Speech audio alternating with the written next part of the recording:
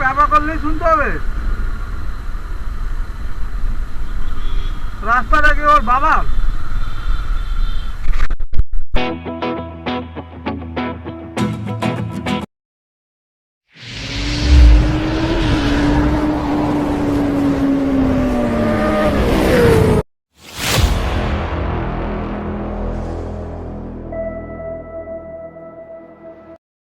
ইসকনের মহারাজও আমার গাড়িটা দেখে লোভ সামলাতে পারলো না চালানোর। আমাকে বলল একবার আমি ট্রাই করব, দিয়ে দিলাম। দেখুন চলে গেল। গুড মর্নিং ফ্রেন্ডস, বাবুদা ব্লগে আপনাদের সবাইকে আবার একটি নতুন ব্লগে স্বাগত জানাই। তো আজকে ভিডিওটা একটু অন্যরকম হতে চলেছে বলতে পারেন। প্রায় আমার এটা প্রথম একটা লং মোটো সাইকেল ব্লগিং ভিডিও ইয়া মোটো ব্লগ ভিডিও। তো আশা করব আপনারা সঙ্গে থাকবেন, পুরো ভিডিওটা দেখবেন। আমি আজকে আমার জীবনে প্রথমবার মোটো ব্লগিং করে সব থেকে দূরে যাচ্ছি, বাট বাইক চালিয়ে এর আগে আমি অনেক দূরে দূরে গিয়েছি, কিন্তু আমি কোনো দিনই ক্যামেরা সাহায্যে সেগুলো শ্যুট করে আপনাদেরকে দেখাতে পারিনি। তো আজ যেহেতু আমি বেরিয়ে পড়েছি, তো দেখুন আমি এই মুহূর্তে এয়ারপোর্ট, কলকাতা এয়ারপোর্ট ক্রস করছি এবং গাড়ির তো খিদে পায় আপনারা জানেন, তো একটু গাড়িকে পেট ভরিয়ে নিচ্ছি। তো পেট ভরছে, তেলের যা দাম খুব মুশকিল, তাও 700 টাকার তেল ভরলাম। চলুন আগে যাওয়া যাক। রাস্তা পরিষ্কার আছে, সকাল সকাল প্রায় 8টা বাজে, সানডে, তাই রাস্তাটা একটু ফাঁকা। চলে যাচ্ছি আমরা এখন বারাসাতের উপর দিয়ে। হ্যাঁ, আপনারা অনেকেই ভাবছেন যে সেই থেকে তো দেখছি, কিন্তু যাচ্ছে কোথায়? ইয়েস বন্ধুরা, আজকে যাচ্ছি কলকাতা থেকে মায়াপুরের উদ্দেশ্যে। মায়াপুর যাব, আবার রিটার্ন করব। সেম ডে ব্যাক, সকালে গিয়ে বিকেলে ব্যাক। তো সঙ্গে থাকুন, ভিডিওটা দেখুন এবং আনন্দ নিন। আপনারা যারা যারা কলকাতা থেকে মায়াপুরে গিয়েছেন বাই রোড, আপনারা জানেন কৃষ্ণনগর হয়ে মায়াপুর গেলে আপনাদেরকে কোনো রকমের ফেরি পার হতে হবে না, ডিরেক্টলি আপনারা মায়াপুর পৌঁছতে পারেন। তো যাচ্ছি সেই উদ্দেশ্যেই।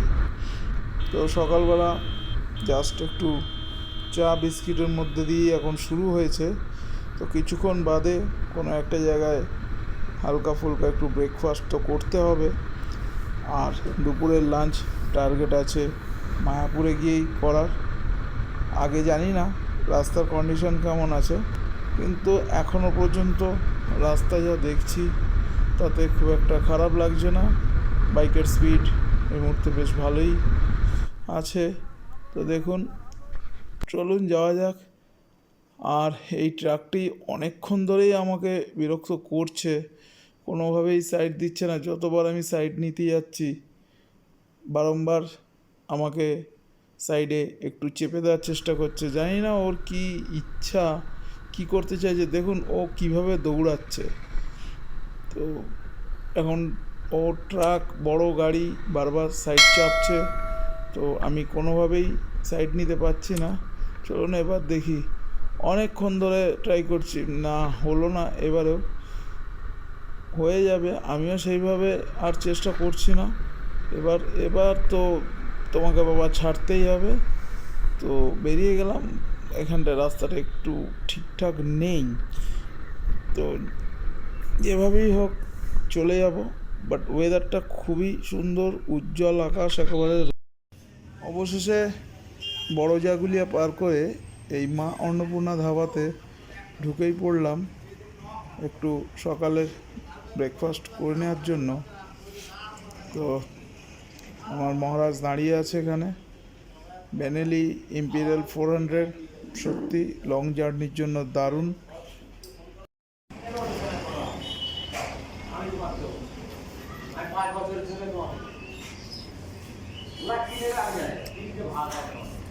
রুটি এই চানা মশলা ভালো ভালো আছে, টেস্ট ভালো। হ্যাঁ আচ্ছা, মোট তাহলে 4টে রুটি হলো, কোনো অসুবিধা নেই। তুমি খাও, পেট ভরে খাও, যতক্ষণ খাবে খেয়ে নাও, ঠিক আছে, no problem. Chana masala test ঠিক আছে, ডিম ভাজা ঠিক আছে, ওকে চালিয়ে যাও। একবারও বলবেন না যে আমাকে আর দেবেন না, ঠিক আছে? হ্যাঁ খাও, ঠিক আছে।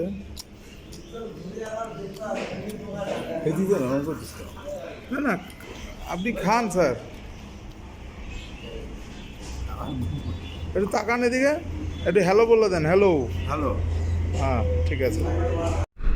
ব্রেকফাস্ট সেরে আবার গন্তব্যের উদ্দেশ্যে রওনা দিলাম।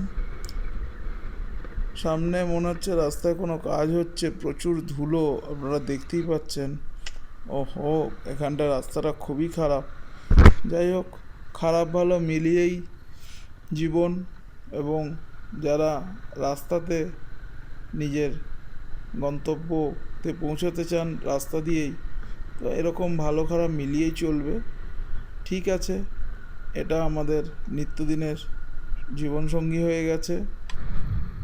আবার একটা ভালো রাস্তা পাওয়া গেছে, তো আমরা অলরেডি 1 ঘন্টা 20 মিনিট মতন গাড়ি চালাচ্ছি।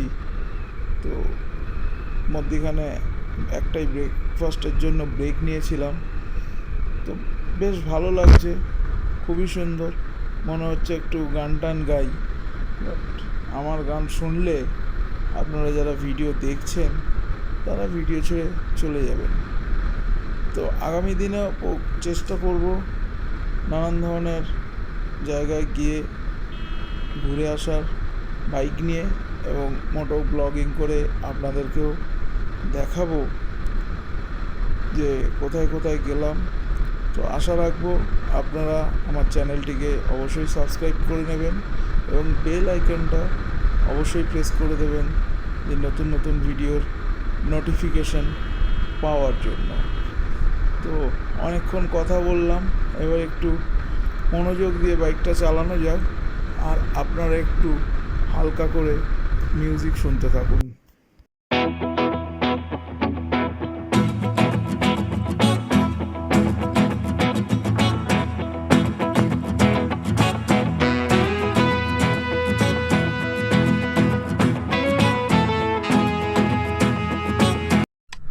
সামনে রেলগেট, হ্যাঁ ট্রেন ক্রস করছে, রেলগেটটা পড়ে আছে, একটু দাঁড়াতে হবে, ঠিক আছে, কোনো অসুবিধা নেই। এর আগেও রেলগেট 2-1টা ক্রস করেছি, হয়তো ভিডিওটা সেটা নেই, ঠিক আছে, একটু দাঁড়িয়ে যাই, রেলগেট এক্ষুনি ছেড়ে দেবে।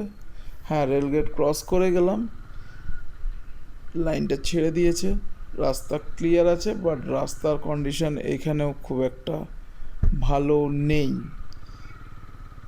তো যেভাবে কোনো রকমে এদিক ওদিক করে বেরিয়ে যাচ্ছি। এটা হলো গিয়ে আপনার রানাঘাট বাইপাসটা আমরা ধরেছি, কারণ এই রাস্তাতে একটু ট্রাকের চাপটা কম থাকে এবং রাস্তাটাও খুব সুন্দর। হ্যাঁ, কিছু স্পিড ব্রেকার আছে ঠিকই, বাট সেটা বড় সমস্যার বিষয় না, সেটা থাকবেই। বিশেষ করে আমাদের ইন্ডিয়ান রোডে স্পিড ব্রেকার একটা নর্মাল ব্যাপার। আবার একটা রেল ক্রসিং, বাট এটার রেলগেট এই মুহূর্তে পড়ে নেই, তো বেরিয়ে গেলাম, যাওয়া যাক। আপনারা যে দেখতে পাচ্ছেন যে একটা বেশ রাস্তাটার মধ্যে প্রচুর গাছ আছে, পুরনো গাছ, বড় বড় গাছ, এবং রোদ্দুর থাকলেও কোনো গরম লাগছে না এই মুহূর্তে, একদম সুন্দরভাবে যেতে পারছি। হ্যাঁ, কিছু স্পিড ব্রেকার আছে, কারণ দুপাশে দেখতেই পাচ্ছেন দোকান টোকান আছে, তো স্বাভাবিকভাবে স্পিড ব্রেকার থাকাটা একদম বাঞ্ছনীয়। আবার একটি স্পিড ব্রেকার, তো আশা করা যায় আগে হয়তো স্পিড ব্রেকার কিছু কম হবে। তো এই রাস্তাটা একদম স্ট্রেট চলে গেছে, গিয়ে আপনার কৃষ্ণনগরে উঠবে। তো এখান থেকে আমাকে দেখাচ্ছে আর এই কৃষ্ণনগর আপনার ওই 22 কিলোমিটারের আশপাশে। তো কৃষ্ণনগর, তারপরে ওখান থেকে আমরা চলে যাব ইস্কন মায়াপুর মন্দির। তো মায়াপুরের যে ইস্কনের নতুন মন্দিরটা কাজ শুরু হয়েছিল, এখনও সেটা কমপ্লিট হয়ে উদ্বোধন হয়নি, হয়তো আগামী দিন উদ্বোধন হবে। দেখি সামনের বোর্ডটা একটু দেখে নিই কী লেখা আছে বোর্ডটার মধ্যে। আচ্ছা, বোর্ডটার মধ্যে লেখা আছে তায়ারপুর ডান দিকে, বাঁ দিকে ফুলিয়া, সোজা কৃষ্ণনগর। ওকে, রাস্তাটা দুদিকে গাছ এবং রোদ ছায়ার মধ্যে দিয়ে যাচ্ছি, বেশ ভালো লাগছে। আজকে আমার সাথে আমার দাদা, তো আমার দাদা আছে পেছনে বসে আমার সাথে মাঝে মধ্যে একটু গল্প গুজবও করছে। জানি না ওর আওয়াজটা ঠিক মতন ক্যাপচার হচ্ছে কি না, তবে একটা উইন্ড নয়েজ আছে, এটা আমি বুঝতেই পারছি। তো একটু অসুবিধা হবে হয়তো আপনাদের ভিডিওটা দেখার সময়, তো তারপরেও আপনাদেরকে বলবো যে ভিডিওটা পুরো দেখবেন। আমি ফার্স্ট টাইম এই মোটো ব্লগিংটা করছি, যেটা কিনা এতটা লং ডিস্টেন্সে, এবং আমার এই বাইকটি নেওয়ার পরেও এটাই সবথেকে লং ট্রিপ। আমি যেতে পারিনি, মধ্যখানে আমার কিছু সমস্যা ছিল। তো এবার রাস্তাটা খুব সুন্দর, খুবই সুন্দর রাস্তা। আমরা মায়াপুরের ক্রসিংটা যখন ক্রস করি, আমার ক্যামেরায় কোনো একটা প্রবলেম হয়, আমি আপনাদেরকে দেখাতে পারলাম না যে হাইওয়ে দিয়ে যেটা মায়াপুর ইস্কনে ঢুকছে রাস্তাটা, এটা হলো সেই রাস্তা। তো সেই রাস্তায় আমি অলরেডি ঢুকে পড়েছি। রানাঘাট বাইপাসটা ক্রস করে চলে আসার পরে তো অলরেডি দেখতেই পাচ্ছেন টোটো এবং নানান ধরনের গাড়ি এখানে চলছে। একটু রাস্তাটা ক্রাউডি আছে, বাট রাস্তায় কাজ হচ্ছে। হ্যাঁ, কিছু বাঁদিকে মন্দির দু একটা দেখতে পেয়ে গেছি অলরেডি। এখান থেকে আর বেশিক্ষণ লাগবে না, আশা করি মিনিট 5-7 মধ্যে আমরা ইস্কনের সামনে পৌঁছে যেতে পারবো। তো বন্ধুরা, আপনাদের ভিডিওটা কেমন লাগছে একটু দয়া করে কমেন্ট করে জানাবেন। পেপা করলেই শুনতে হবে। রাস্তাটা কি ওর বাবা? অবশেষে আপনারা দেখতেই পাচ্ছেন মায়াপুর ইস্কনের নতুন মন্দিরের চূড়া দেখা যাচ্ছে।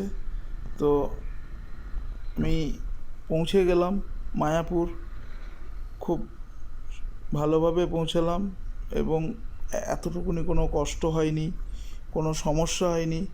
রাস্তাতে একটু কাজ চলছে বলে একটু ধুলো ময়লা ছিলই, তো সেগুলোকে ইগনোর করেই চলে এসেছি মায়াপুর। তো সামনেই মন্দির, আপনারা দূর থেকে নিশ্চয়ই দেখতে পাচ্ছেন।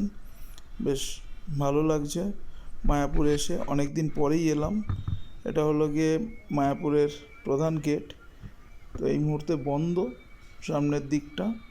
তো চলুন এদিক দিয়ে ঘুরিয়ে নিই, 2 নম্বর গেটের দিকে যাওয়া যাক। 2 নম্বর গেটে গিয়ে ভেতরের দিকে ঢুকবো। আমি আজকে একদম মায়াপুরের কতটা ভিতরে যেতে পারি দেখি। 3 ঘন্টা 10 মিনিট লাগলো, মায়াপুর ইস্কনে পৌঁছে গেছি। তো দেখতে পাচ্ছেন বাইক নিয়ে চলে এলাম মায়াপুর ইস্কন মন্দির। ভেতরটা আপনাদেরকে দেখানোর চেষ্টা করছি। প্রচণ্ড ভিড় আজকে। আমি তো ভেবেছিলাম যে ভাইফোঁটা মিটে গেছে, ভিড়টা কম হবে, কিন্তু না, সেটা আমার ধারণা ভুল। যাই হোক, চলুন দেখা যাক ভেতরটা, একবার চেষ্টা করি। আমার দাদা এসে গেছে। হ্যাঁ, এই যে আমার বাইক লাগানো আছে এখানে। দাদা কিছু বলেন। খুব আনন্দ পাচ্ছি মায়াপুরে এসে। এই যে রবিবার ছুটির দিন, প্রচুর ভক্ত সমাগম হয়েছে, আর এই বাইক নিয়ে আসলাম আমরা দুই ভাই। খুবই আনন্দ লাগলো, ভালো লাগলো। একটু পরে গঙ্গায় স্নান করবো, করে দুটো আহার করব, করে কলকাতার উদ্দেশ্যে আমরা রওনা দেবো। এই হচ্ছে আমাদের মন্তব্য। ঠিক আছে, থ্যাংক ইউ।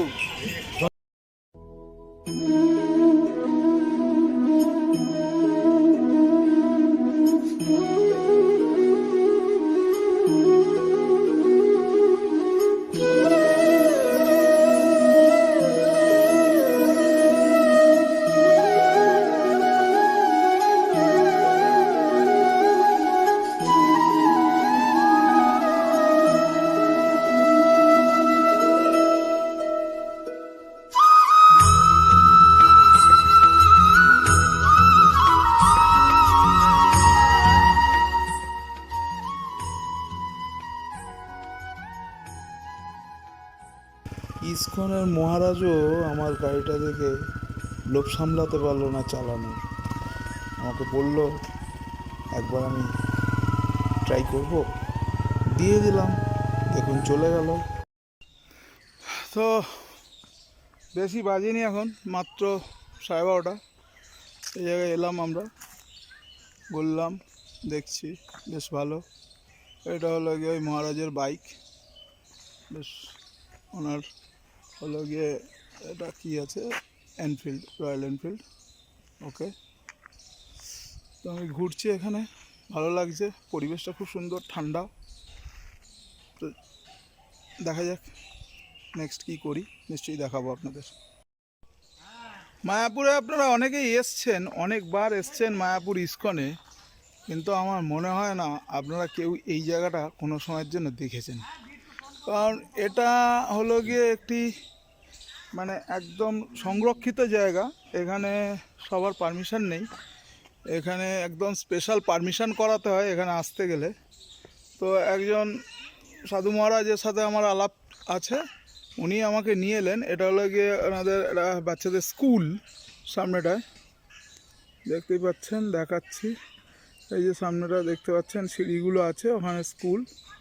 তো এলাম, খুব সুন্দর জায়গা। এই আমার দাদা বসে আছে, খুব সুন্দর মনোরম পরিবেশ। এই হলো গিয়ে মেন গেট, খুব ভালো লাগছে।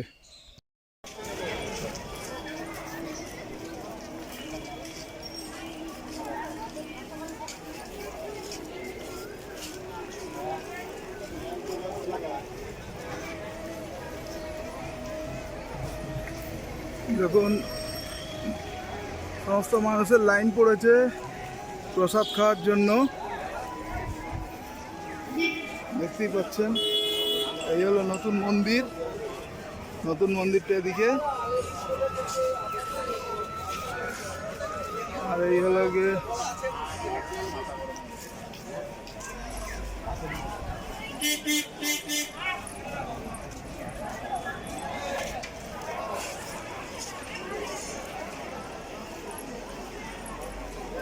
এখানে প্রসাদ খাওয়ার ব্যবস্থা, প্রচুর বড় লাইন, দেখেই বুঝতে পারছেন।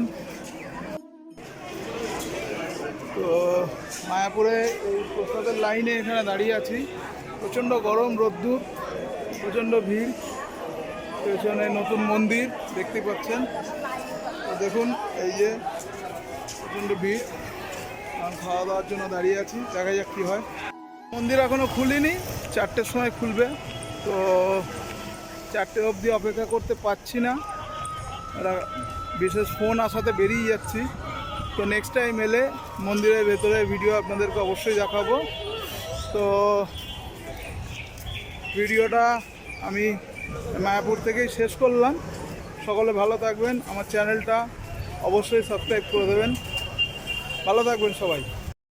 ফেরার সময় পান্থতীর্থে দুপুরের লাঞ্চ করলাম, আর সাথে দেখতে পেলাম নানান ধরনের মিষ্টির সম্ভার।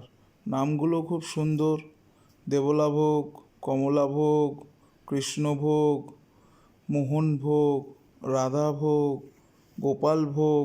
এখানে সবই কৃষ্ণের নামে, মোটামুটি কৃষ্ণের এবং রাধার নামে। তো মিষ্টিগুলো দেখে লোভ সামলাতে পারলাম না। এই যে আমার দাদা আমার মিষ্টি খাওয়াচ্ছে, গেল এই দেখ, নিউ পান্থতীর্থ, তাই তো, নিউ পান্থতীর্থ।